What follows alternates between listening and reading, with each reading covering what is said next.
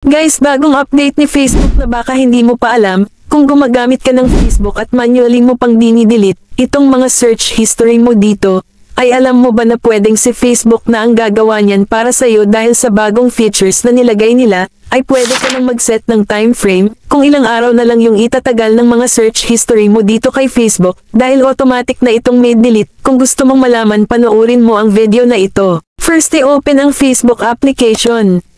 Pindutin lang natin itong 3 lines na may profile dito sa taas. Then pindutin ang settings icon. Tapos dito pindutin naman natin itong see more in account center. Then makikita na natin dito itong your information and permissions at pindutin ito.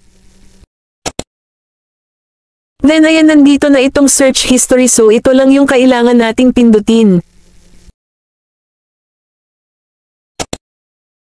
At kapag nandito na tayo ay pindutin na natin itong default dito sa tapat ng keep searches for.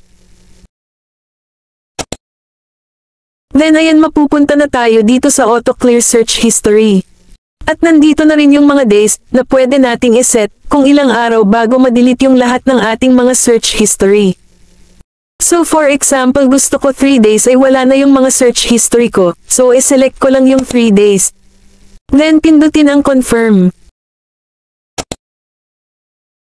Automatic, lahat na ng search history ko simula ngayon after 3 days, ay automatic nang i-delete ni Facebook lahat yan.